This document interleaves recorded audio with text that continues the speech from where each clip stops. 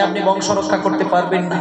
আপনি বলবেন আমার বৌমার গর্ভে একটা ছেলে পাঠাবে, যে ছেলে জন্ম থেকে যেন পরম কৃষ্ণ ভক্ত হতে পারে। নারায়ণী দেবী সেটাই চেয়েছেন। আর কি কপাল দেখুন।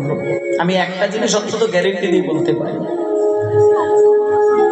আবেগ মিশিয়ে, ভালোবাসা মিশিয়ে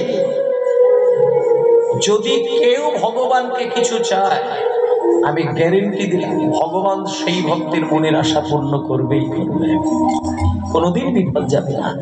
চোখের জলের মূল্য ভগবান কোনোদিন বিফলে ফেলতে দেয় না। কেন জানেন? একমাত্র ভগবান চোখের জলে নিজেকে বিক্রি করে দেয়। যখন সুদামা চোখের জলে চিড়ে ভিজিয়ে নিয়ে গিয়েছিলেন, 4 মুঠো চিড়ের মধ্যে 1 মুঠো চিড়ে কৃষ্ণ যখন খেয়েছেন আর আরেক মুঠো খেতে যাবে, তখন কিন্তু ওই কৃষ্ণের স্ত্রীগণ বলেছিলেন কৃষ্ণকে, স্বামী আপনি কি করছেন, আপনি কি পাগল? সুদামার চোখের জলে চিড়ের 4 মুঠোর 1 মুঠো খেয়ে নিলেন। আপনাকে আমরা চিনি, কেউ না জানুক না জানুক, আমরা জানি আপনি যদি কারোর চোখের জলে ভেজানো প্রসাদ একবার খেয়ে নেন, আপনি তাকে সর্বস্ব দিয়ে দেন। এবার দ্বিতীয়বার আপনি খাচ্ছেন মানে আত্মর দেবার কিছু নেই, এবার তো আপনি আমাদেরকে দিয়ে দেবেন। তাহলে এগুলো ভাবতে হয় যে কৃষ্ণকে চোখের জলে সেবা দিলে কৃষ্ণ জানে না যে তিনি নিজেকে বিক্রি করে দেন। তাহলে আপনি বলুন যে চোখের জলে সেবা দিলে আপনার কি চাইবার দরকার? কৃষ্ণ তো নিজেই বিক্রি হয়ে যায় ভক্তের কাছে। তাই কৃষ্ণ বলেছেন আমি ফলের সেবা খাই, ফুলের সেবা খাই, পাতার সেবা চিবিয়ে চিবিয়ে খাই শিশুর মতন, আর চোখের জলের সেবা আমি নিজেকে ধরা দিয়ে দিই। তাই মাগো, নারায়ণী দেবী চোখের জলে সেবা দিয়েছে, সে গর্ভবতী হবে না? হয়ে গেল। নারায়ণী দেবী গর্ভবতী হলেন, শশীকলার মতো বেড়ে উঠছে। ধীরে ধীরে ধীরে ধীরে যখন নারায়ণী দেবী প্রসব করলেন, একটা পুত্র সন্তান, কি অপূর্ব দেখতে, কিন্তু গায়ের রংটা কিন্তু কালো কৃষ্ণ বর্ণের। এবার নারায়ণী দেবীর ওই সন্তান জন্ম নিয়েছে, মা বাবা আদর করে ওই ছেলেটার নাম রেখেছে নরোত্তম। বলি রাজশাহী জেলায় আছে খেতুরি গ্রাম, হরি হরি জেলায় আছে খেতুরি গো। রাজশাহী জেলায় আছে খেতুরি গ্রাম, রাজশাহী জেলায় আছে খেতুরি গো। পূর্ব শোভা তার অতি মনোরা,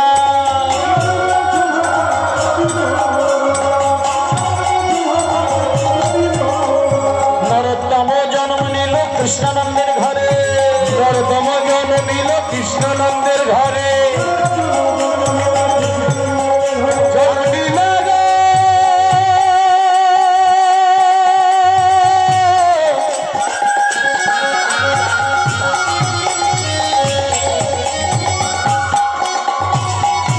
জন্ম নিল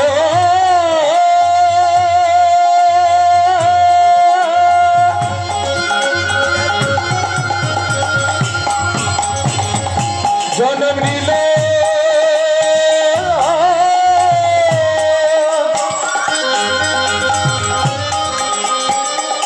কৃষ্ণানন্দে।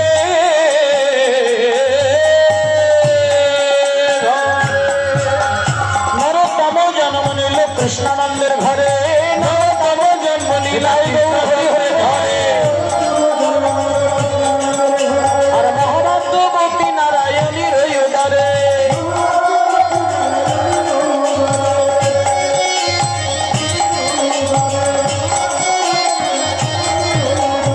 আনন্দ ধরে না, আনন্দ ধরে রাজশাহী বাসীর মনে, আনন্দ ধরে না রাজশাহী বাসীর মনে, আনন্দ ধরে না রাজশাহী বাসীর মনে, আনন্দ ধরে না রাজশাহী বাসীর মনে, আনন্দ ধরে না রাজশাহী বাসীর মনে। রাজপুত্র হলো বলে রাজশাহী বাসীর মনে, রাজশাহী বাসীর মনে রাজপুত্র হলো বলে, রাজশাহী বাসীর মনে রাজপুত্র হলো বলে, রাজশাহী বাসীর মনে আনন্দ ধরে না, আনন্দ ধরে, আনন্দ ধরে না।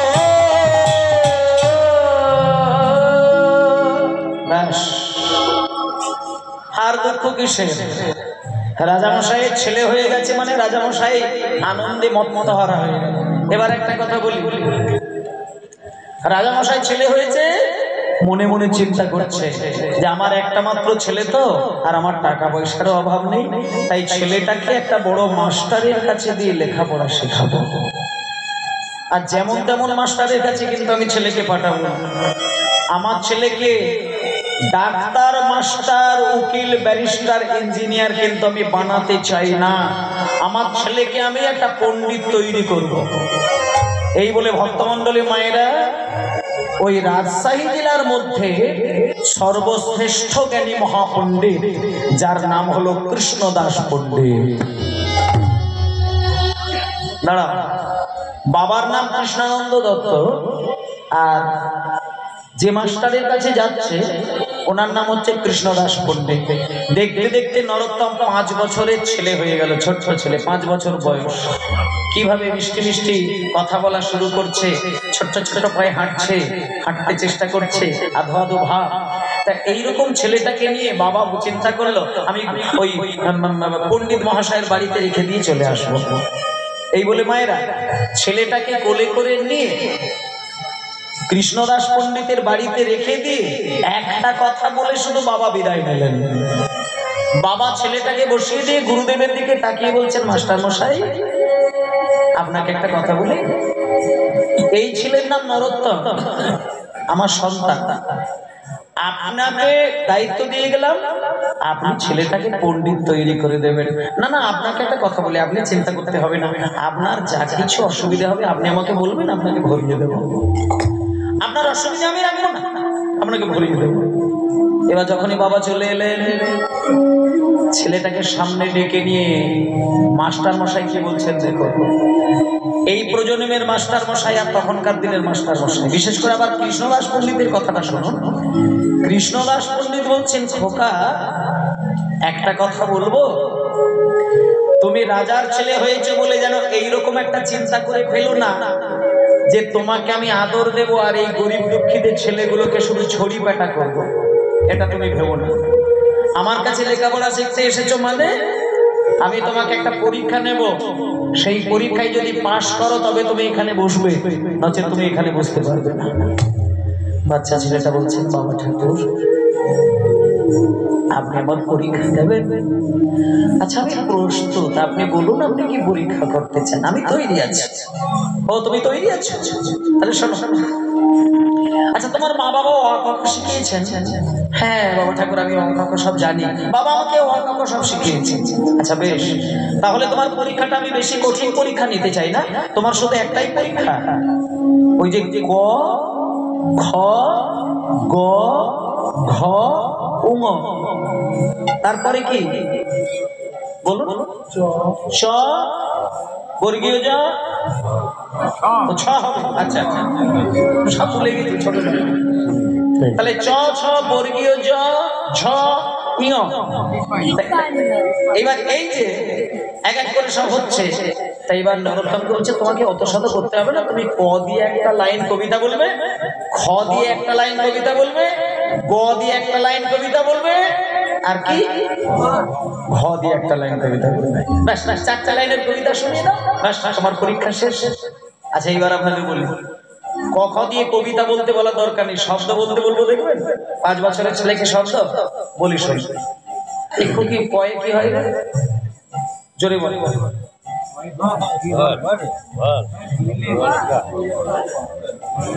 বড় টেনশন।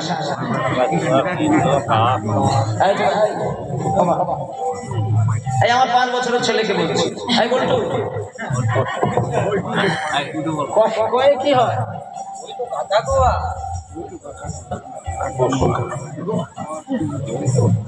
কয়ে কি?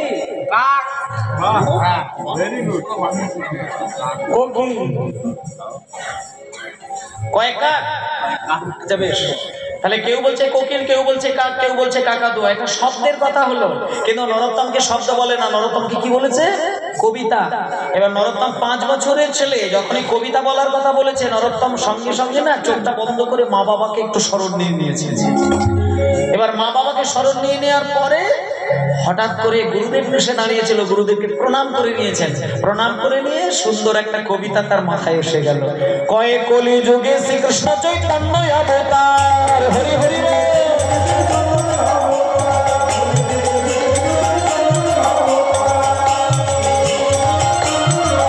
কয়ে কলি যুগে শ্রীকৃষ্ণ চৈতন্য অবতার।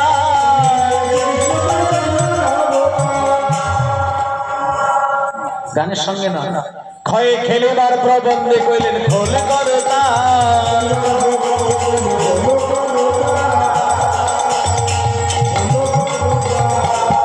তারপরে গয়ে গড়া গড়ি জান প্রভু নিজ সংকীর্তনে, গড়া গড়ি জান প্রভু নিজ সংকীর্তনে,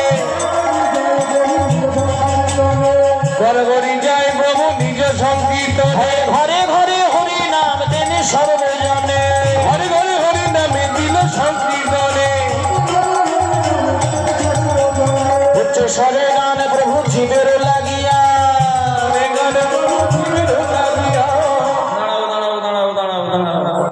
নরোত্তম একটা 5 বছরের ছেলে, আর মুখে তার এত আবেগের কথা। গুরুদেব তো মাথায় হাত দিয়ে নরোত্তমকে কাছে ডেকে নিয়েছেন। হ্যাঁ রে বাবা, এই কথা তোকে কে শিখিয়েছে? কোথা থেকে শুনেছিস তুই? কেউ কি বলে দিয়েছে? তুই কি কারোর কাছ থেকে শুনে মুখস্থ করেছিস? হাত জোড় করে বলছেন, বাবা ঠাকুর আপনার আশীর্বাদে, ভগবানের কৃপা আর মা বাবার আশীর্বাদে এই কবিতাটা না আমার হৃদয় থেকে এখনই তৈরি করে শোনাচ্ছি বাবা ঠাকুর।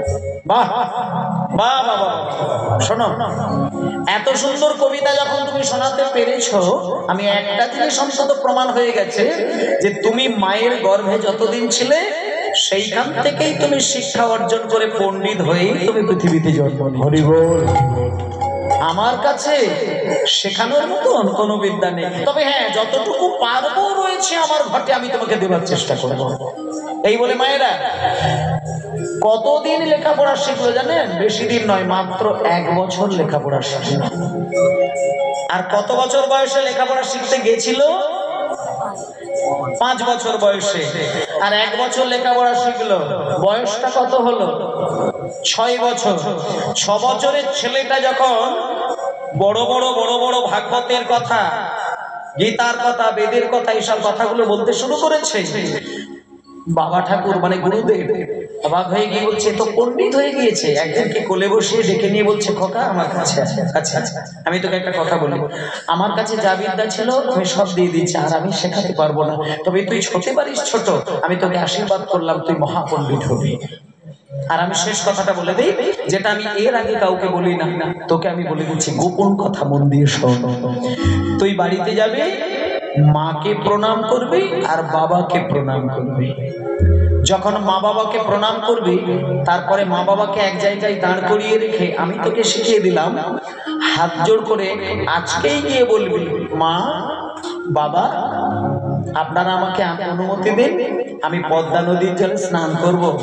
আর পদ্মা নদীর জলে যখন স্নান করতে যাবি, আমি তোকে যে কথাটা বলার জন্য বলছি, পদ্মার জলে আমি শুনেছিলাম চৈতন্য মহাপ্রভু স্নান করেছিলেন, তাই পদ্মা নদীর জলে যখন স্নান করতে যাবি তুই পদ্মা নদীর জলে ডুব দেবার সময় হাত জোড় করে পদ্মা মাকে বলবি, মা আমি শুনেছি তোমার জলে নাকি চৈতন্য মহাপ্রভু স্নান করেছিলেন, তাই ও মা আমি নরোত্তম একটা কথা বলবো, চৈতন্য দেব যখন তোমার জলে স্নান করেছেন, ওনার পায়ের ধুলো তো তোমার জলে আজও মিশে আছে, তাই মা আমি বেশি কিছু চাই না, তুমি শুধু ওই যে চৈতন্য দেবের পায়ের ধুলোগুলোকে তুমি বইয়ে নিয়ে যাচ্ছ, আমাকে অত ধুলো দরকার নেই, তুমি ওই হাজার হাজার ধূলিকণার মধ্য থেকে একটা ধূলিকণা আমার মস্তকে বুলিয়ে দেবে মা। এবার তোমার কথা শুনে যদি পদ্মা নদী একটা ধূলিকণা তোমার মস্তকে বুলিয়ে দিতে পারে, আমি তো তোমার গুরুদেব, তোমার মানব জীবনটা ধন্য হয়ে যাবে, ধন্য হয়ে যাবে। যাও তুমি বেরিয়ে যাও। এইবার দেখুন মায়েরা, আস্তে সঙ্গে সঙ্গে 6 বছরের ছেলে নরোত্তম আর দেরি করলো না, ওই গুরুদেবকে প্রণাম করে বাড়িতে চলে আসলো। বাড়িতে চলে এসে মাকে প্রণাম করেছে, বাবাকে প্রণাম করেছে। মাকে যখন প্রণাম করে মা বুকে জড়িয়ে ধরে কাঁদছে, আর বাবাকে যখন প্রণাম করে বাবা তো বুকের মাঝখানে জড়িয়ে ধরে এত আনন্দ হয়েছে। ছেলে মেয়ে মানুষ হলে মা বাবা হাসে না কাঁদে? আপনারা বলুন, ছেলে মানুষ হলে হাসে না কাঁদে? হাসে। আর অমানুষ হলে কাঁদে। কিন্তু মা ঠিক ঠিক বিচার করে দেখুন, ছেলে যখন সত্যিকারের মানুষ হয়ে মায়ের কাছে এসে দাঁড়ায়, মা হাসে, ছেলেকে জড়িয়ে ধরে হাউ হাউ করে কাঁদে। কেন কাঁদে? পরমানন্দে কাঁদে। এটা প্রমাণ করে দেখবেন, আপনার ছেলে যখন সত্যিকারের মানুষ হবে আপনি ছেলেকে দেখলে কান্না পেয়ে যাবে। কেন না, একটা সত্যিকারের ছেলের জন্ম দিলে মা কাঁদে, আনন্দের কান্না। আজকে নরোত্তম পণ্ডিত হয়ে যখন বাড়িতে গেছে, মা তো কাঁদবে, বাবা তো কাঁদবে, সেটা দুঃখের কান্না নয়। যখন ছেলেটা দাঁড়িয়েছে, বাবা নরোত্তমকে দেখে বলছে, খোকা সামনে, আমি তোর সব সব খবর জানি, আমার কানে সব খবর এসে গেছে, তুই পণ্ডিত হয়ে বাড়ি বাড়ি এসেছিস। আস্তে আস্তে আস্তে আস্তে সামনে, বেশি কথা নাই গো। যখনই নরোত্তমকে ডেকে বলছে, নরোত্তম আমি তোকে একটা কথা বলি, আমি তোর বাবা হয়ে আমি জীবনে একটা খুব আশা করেছিলাম যে তুই আমার একমাত্র ছেলে, তোর আশা নিয়ে আমি জীবনে আনন্দ করব, আমার মনের আশা তুই পূর্ণ করেছিস। এবার তুই ছেলে হয়ে বাবাকে কিছু চাইবি না? আমি তো তোর বাবা, আর আমি তো যেমন তেমন বাবা নয়, আমি একবারে রাজা বাবা।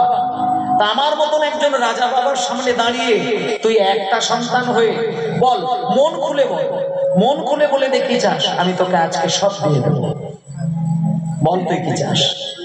তখন নরোত্তম হাত জোড় করে বলছেন, বাবা আপনি আমাকে দেবেন। দেবেন মানে? আরে কি পাগলের মতো কথা বলছিস, আমি তো বাবা, দেব মানে কি, সব দিয়ে দেবো, বল তুই কি চাস। বাবা আপনি যদি আমাকে দিতেই চান, আপনি মাথায় হাতটা রাখুন, শুধু আমাকে আশীর্বাদ দিন আর অনুমতি দিন, আমি পদ্মা নদীর জলে গিয়ে শুধু একবার স্নান করব। এ কি রে, তুই কি পাগল? নদীর জলে স্নান করার জন্য বাবার কাছ থেকে চাইতে হয়? ঠিক আছে ঠিক আছে ঠিক আছে, তাই যদি হয় তাহলে দাঁড়াই কে আছিস? আমার রাজবাড়ির ভেতরে দেখবে একটা সোনার কলসি রাখা রয়েছে, সেই সোনার কলসিটাই করে জল নিয়ে এসে, পদ্মা থেকে জল নিয়ে এসে আমার ছেলেকে ভালো করে ধুইয়ে দিত, স্নান করিয়ে দিত। নরোত্তম সঙ্গে সঙ্গে বলছি, বাবা আমি ওইভাবে স্নান করবো না, মানে আমি বলতে চাইছি আমি নদীতে গিয়ে স্নান করবো। ও আচ্ছা আচ্ছা আচ্ছা আচ্ছা আচ্ছা, ঠিক আছে, তার মানে তুই নদীতে যাবি, ঠিক আছে তাই হবে তাই হবে। হ্যাঁ রে, আমার রাজবাড়ির উঠোনের এক প্রান্তে দেখবে একটা পালকি আছে, ওই পালকিটাকে সুন্দর করে ফুল দিয়ে সাজাবি, আর ওই পালকির ভেতরে নরোত্তমকে বসিয়ে ঝাঁঝ ঘন্টা বাজিয়ে নিয়ে যা, নদীর জলে আমার ছেলে স্নান করবে। নরোত্তম বলছে, বাবা পালকিতে করে বসে যদি কেউ যায়, আপনি কি জানেন লোকের কাঁধে চলে যেতে হয়। তবে একটা জিনিস আমি যেটা বুঝি, বাবা লোকের কাঁধে চেপে আরাম করে গেলে অন্তরে ভক্তি আসবে না বাবা, আমি পালকিতে চলে যাব। আচ্ছা তাই হবে, তোকে গরুর গাড়ি বানিয়ে দেবো, আমি গরুর গাড়িতে যাব না। ঠিক আছে তোকে ঘোড়ার গাড়ি করে দেবো, আমি ঘোড়ার গাড়িতে যাব না। হেঁটে হেঁটে যাবি না, আমি হেঁটে হেঁটেও যাব না। হ্যাঁ রে, পাগলের মতন কথা। সোনার কলসি করে জল ঢাললে তাও গ্রহণ করবি না, পালকিতে যাবি না, গরুর গাড়িতে যাবি না, ঘোড়ার গাড়িতে যাবি না, হেঁটে হেঁটে যাবি না, কিসে করে যাবি? যখনই বাবা বলেছে কিসে করে যাবি, এই জায়গাটা দেখবেন মায়েরা, মন দিয়ে কথাগুলো শুনবেন। যখনই ছেলেকে বাবা বলেছে কিসে করে যাবি, নরোত্তমে কেঁদে কেঁদে বলে, বাবা গো আমি পালকিতে চড়ে যাব না, গরুর গাড়িতেও যাব না, ঘোড়ার গাড়িতেও যাব না, আর আমি হেঁটে হেঁটে হেঁটে হেঁটেও যাব না গো। তবে আমি কেমন করে এই রাজবাড়ি থেকে পদ্মা নদীতে যাব জানো? আমি ধুলোই গড়া গড়ি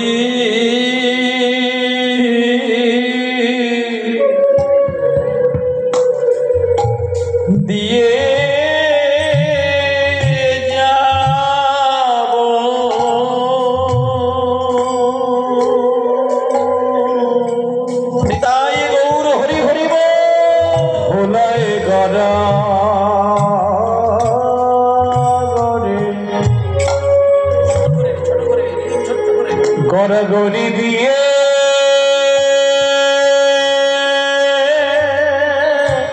গড়াগড়ি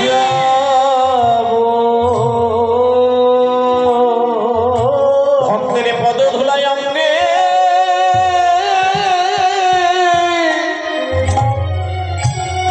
আচ্ছা মায়েরা একটা জিনিস বলি, একটা জিনিস আপনারা বুঝুন, এই যে ধুলোর মধ্যে গড়াগড়ি দেবার কথাটা এটা কি গুরুদেব শিখিয়ে দিয়েছিলেন? গুরুদেব দেবেন। তাহলে এত বড় জ্ঞানের কথা, ভক্তির কথা কেন আসে মানুষ? এগুলো কিন্তু বইয়ে লিখিত বিদ্যা নয়। মানে এই জন্যই বলে যে কীর্তন শুনলে পণ্ডিত হওয়া যায়। তার মানে ওই পুঁথিগত বিদ্যায় পণ্ডিত নয়, চেতন জাগাতে হয়। ওই জন্য রামকৃষ্ণদেবের কাছে কেউ যদি গিয়ে তার কৃপা চায়, রামকৃষ্ণদেব কি কৃপা দেন? রামকৃষ্ণদেবের একটাই মন্ত্র, মাথায় হাত দিয়ে শুধু বলতেন চৈতন্য হোক। চৈতন্য যদি কারোর আসে সে তো মহাপণ্ডিত। আপনি আপনার মাকে কতটুকু শ্রদ্ধা করবেন, বাবাকে কতটুকু শ্রদ্ধা করবেন, এটা তো আপনার একান্ত গোপন চেতনা, এটা তো বইয়ে লেখা নেই। সেই জন্যই শাস্ত্র জানতে হয়, এই ধর্মীয় কথা শুনতে হয়। আজকে নরোত্তম বলছে আমি গড়াগড়ি দিতে দিতে পদ্মা নদীর জলে যাবো। বাবা তো কিচ্ছু বলতে পারলো না। বাবা বলছে এই খোকা, তুই গড়াগড়ি দিতে দিতে গেলে কি বেশি আনন্দ পাবি? চলে যা, চলে যা, আমি অনুমতি দিলাম। কথা যখন দিয়েছি চলে যা, চলে যা, চলে যা, চলে যা। বাবা অনুমতি দিয়ে দিলেন, কিন্তু দুজন প্রহরীকে কিন্তু সঙ্গে রাখলেন। দুটো প্রহরীকে দাঁড় করিয়ে বলছে, হ্যাঁ গো, আমার ছেলে গড়াগড়ি দিতে দিতে যাবে, ওর খেয়াল থাকবে না, ওর হুঁশ থাকবে না। তোমরা ওর পিছনে পিছনে যাবে, যখনই জলের কাছে যাবে ওকে তুলে নেবে, হাত দুটো ধরবে, স্নান হয়ে গেলে হাত ধরে নিয়ে চলে আসবে। কারণ ও বাচ্চা ছেলে, এখনো পর্যন্ত পদ্মা নদীর জলে ও স্নান কোনোদিন করে না। তোমরা দুজনে দুটো হাত ধরে স্নান করাবে। এবার নদীর জলে ছেলেটা গড়াগড়ি দিতে দিতে যাচ্ছে, যেতে যেতে যেতে যেতে যেতে যেতে যেতে যেতে বহু দূরে চলে গেল। ইতিমধ্যেই নদীর জলের একেবারে কাছে গিয়ে দাঁড়ালো। নরোত্তম বাচ্চা ছেলে ভাবলো নদীর জলে স্নান করতে গেলেই তো পাটাকে তো আগে জলে ঠেকাতে হবে, আগে তো আমি পা দিয়ে জলে নামবো। আর পা যদি প্রথমেই জলে স্পর্শ করি তাহলে তো পদ্মা মায়ের মাথার উপরেই প্রথমে পা দিয়ে দিলাম। না না না, পা আগে জলে ঠেকাতে নেই, আমি বরং মাকে আগে শুয়ে পড়ে চোখ বন্ধ করে প্রণাম করে নেব। এই বলে নরোত্তম শুয়ে পড়ে পদ্মা মাকে ভক্তি ভরে যখনই প্রণাম করতে গেল, বাবা নরোত্তম তো খেয়াল করেনি, প্রণাম করার জন্য যেই শুয়েছে নদীর হালকা জলের ঢেউ গড়িয়ে গড়িয়ে এসে নরোত্তমের মাথা ছুঁয়ে গেল। আর যেই মাথা ছুঁয়ে গেছে, মায়েরা বলুন একটা কথা মনে আছে কিনা আপনাদের? কয়েক বছর আগে পদ্মা নদীর জলে মহাপ্রভু 3 বিন্দু চোখের জল ফেলেছিল, মনে আছে কি? বেশ। আরেকটা কথা মহাপ্রভু বলেছিলেন যে নরোত্তম নামে ছেলেটা যেদিন তোমার জলে প্রথম স্নান করবে তার অঙ্গ জলে ছোঁয়া মাত্র, কি বলেছিল? পদ্মা নদীর ঢেউটা শতগুণ বেড়ে যাবে। আজকে সেই দিন যখনই প্রণাম করতে গিয়ে একটুখানি জল গড়িয়ে গড়িয়ে এসে নরোত্তমের মাথাটা শুধু একবার ছুঁয়েছে, প্রণামের ছলে জলে পরশ করিল, প্রণামে ছলে পরশ করিল, ছলে জলে পরশ করিল। আর তখনই পদ্মা নদী তরঙ্গ বাড়িল, তখনই পদ্মা দেবী তরঙ্গ বাড়িল,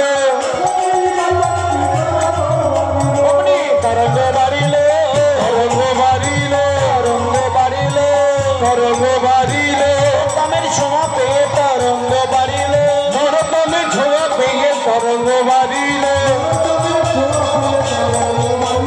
নরোত্তমের ছোঁয়া পেয়ে নিতাই গৌর হরি বেলে, নরোত্তমের ছোঁয়া পেয়ে, নরোত্তমের ছোঁয়া পেয়ে, নরোত্তমের ছোঁয়া পেয়ে, নরোত্তমের তরঙ্গ বাড়িল, তরঙ্গ বাড়িল, তরঙ্গ বাড়িল। কাল ঘটে গেল, একেবারে মহাকাল। মানে ছেলেটা বাচ্চা ছেলে, আর দূর থেকে একটা বিরাট ঢেউ এসে নরোত্তমের মাথা টপকে দিয়ে জলের তলায় তলিয়ে নিয়ে গেল। আর যে দুজন প্রহরী জলের সামনে দাঁড়িয়েছিলেন, গঙ্গার ধারে দাঁড়িয়েছিলেন, মায়েরা একবারে অস্থির হবে না। দেখুন, ভজন ভজন একসঙ্গে হয় না, ভজন ভজন একসঙ্গে হয় না। সেজন্য এই মুহূর্তে আপনারা যেটা করছেন ভোজন নয়, ভজন। ভজন হয় আত্মার জন্য, ভোজন হয় দেহের জন্য। আর দেহের কাজ আর আত্মার কাজ একসাথে কিন্তু হয় না। তাই জন্য ওই ওদিকে ঢন ঢন করছে মানে নিশ্চয়ই ভোজনের ব্যবস্থা আছে, প্রসাদের ব্যবস্থা আছে। আর মাঝে মাঝে এগারটা ভক্তেরও তো ওই দিকটা নয়ন যাচ্ছে, বোঝা যাচ্ছে। কিন্তু অবশ্যই যাবেন, প্রত্যেকেই প্রসাদ পাবেন, প্রসাদ প্রত্যেকেই পাবেন। কিন্তু এই মুহূর্তে যেহেতু ভজনের জন্য মন ডুবিয়েছেন, আমি অনুরোধ করব ভজন শেষ করে ভোজন পথে নামবেন। ভজন ভজন একসাথে চালাতে গেলে এটা নাম অপরাধের মধ্যে কিন্তু স্পর্শ হয়, একসাথে কোনোদিন হয় না, হয় না, হয় না। সেজন্য শেষ করে যাবে, আই ঢাই করার দরকার নেই। আমিও ভোজন করব, অতএব একটু অপেক্ষা করে বসি না। অনেকে বুঝতে পারছে একটু খিদে খিদে পাচ্ছে, এটা বোঝা যাচ্ছে, কিন্তু যাবে একটু পরে যাবে। আমারও খিদে পেয়েছে, কিন্তু কি করবো, একটু অপেক্ষা করবো। তার নরোত্তম যখন এক ঝপটাই জলের তলায় তলিয়ে গেল, এবার যে দুজন প্রহরী তাদের অবস্থা কি হয় আপনারা খেয়াল করে দেখুন। তারা পাগলের মতো করছে। তাদের শুধু একটাই চিন্তা যে বাবা ঠাকুরকে, জমিদার রাজামশাইকে কি জবাব দেব। তারা কিন্তু জানে না যে ছেলেটা কিন্তু জলের তলায় তলিয়ে যায়নি। ছেলেটাকে পদ্মা নদী আপনাদের মতন একজন মা জননীর রূপ ধারণ করে তাকে একেবারে সন্তানের মতন করে কোলে বসিয়ে নিয়েছে। জলের তলায় নয়, একেবারে তলায় গিয়ে কে যেন তার সাথে কথা বলছে। 6 বছরের ছেলে, তখন তার তো ভক্তি বেশি, যুক্তি নেই। যখন দেখছে একটা মা আমাকে কোলে নিয়ে বসেছে, নরোত্তম বলছে, কে আপনি আমার সাথে কথা বলছেন এইভাবে, কে আপনি? নরোত্তম, তুমি আমাকে চিনবে না বাবা, আমি কে বলবো? আমি পদ্মা নদী, আমি পদ্মা মা। এ কি নদী আবার কথা বলে? হ্যাঁ রে নরোত্তম, বলে। সবার সাথে বলে না, সবার সাথে আমি কথা বলি না।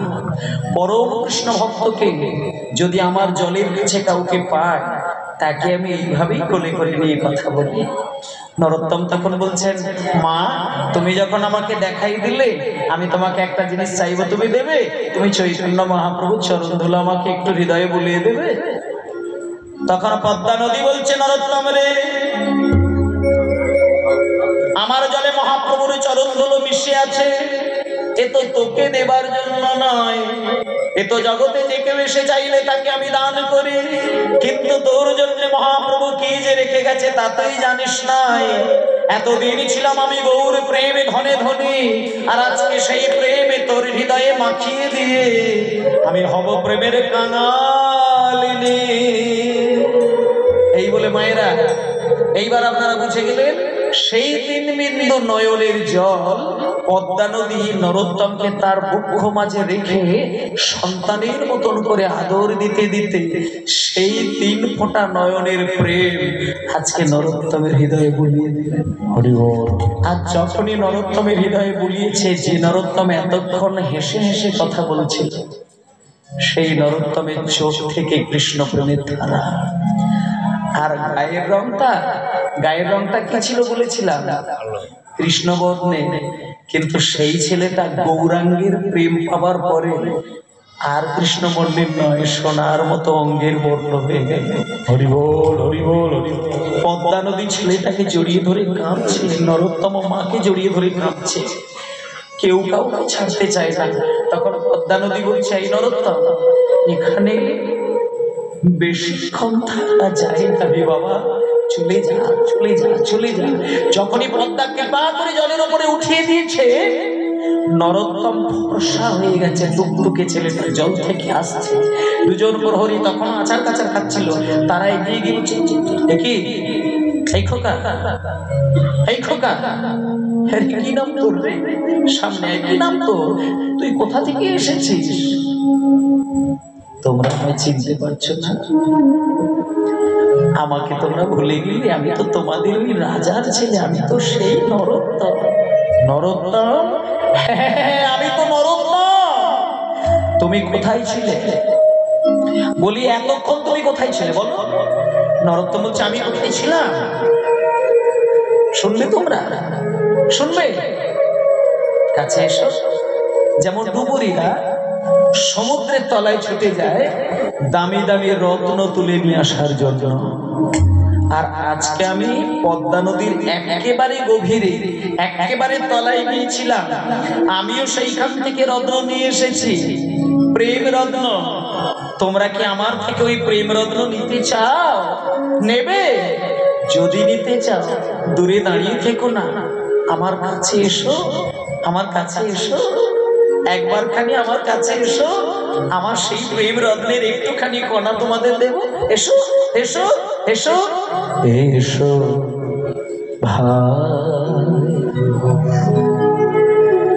গান গায় কৃষ্ণ নাম হরি নাম, নিতাই গৌর হরি হরি বল।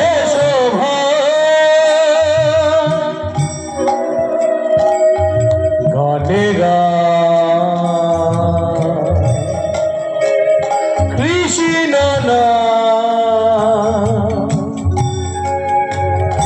হরি নাম,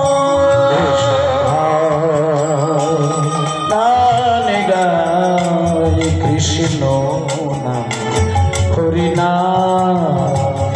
এসো ভাই গান গায় কৃষ্ণ নাম হরি নাম, চরে বলো হরি, চরাচরে বলো হরি, বলো নাম মধুর নাম কৃষ্ণ নাম হরি নাম, চরাচরে বলো হরি, বলো না কৃষ্ণ নাম মধুর নাম হরি নাম। শোভায় গান গায় কৃষ্ণ নাম হরি নাম, এসো ভাই গান গায় কৃষ্ণ নাম হরি নাম, এসো ভাই গান গায় কৃষ্ণ নাম হরি নাম।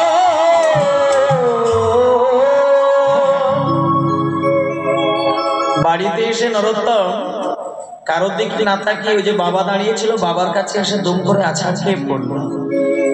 আর বাবা তো ছেলেকে দেখে প্রণাম নেওয়া তো দূরের কথা, ছেলের থেকে দূরে সরে গিয়ে ছেলের চোখের দিকে তাকিয়েছে, কে এ, কেমন ছেলে এ, কে? যে ছেলে আমাকে প্রণাম করে গেলে আমার সেই ছেলে নয়, এ কেমন ছেলে? চোখের মধ্যে মনীষীদের মতো গাম্ভীর্য, কথায় কথায় কৃষ্ণ নাম। ওগো নরোত্তমকে ডেকে নিয়ে কোলের মাঝখানে জড়িয়ে ধরে আদর দিয়ে ভালোবাসা দিয়ে ঘরের মধ্যে ঘুম পাড়িয়ে রেখে দিয়ে সবাইকে ডেকে ডেকে বলছে, ওগো নরোত্তম এই রাজপ্রাসাদে যত অন্যায় করে করবে, তোমরা যেন ওকে কিচ্ছু বলবে না। নিজের স্ত্রীকে ডেকে নিয়ে বলছেন, রাজামশাই শোনো, আমার ছেলে এই রাজবাড়িতে যত অন্যায় করে করবে, যা কিছু নিয়ে খেলবে, ওকে তুমি কোনোদিন ব্যথা দিয়ে কোনো কথা বলবে না। দেখো, বাচ্চা ছেলেকে ব্যথা দিয়ে কথা বলবে না, ওকে তুমি কিচ্ছু বলবে না, কিচ্ছু বলবে না। স্ত্রী যখন প্রশ্ন করলো যে কেন নরোত্তমকে তুমি কিছু বলতে বারণ করছো কেন, তখন বাবা স্ত্রীকে বললে, দেখো আমি আজকে ছেলেকে দেখে আমার মনে হচ্ছে আমার ছেলে নরোত্তম মনে হয় রাজার সাথে বেশি দিন থাকবে না।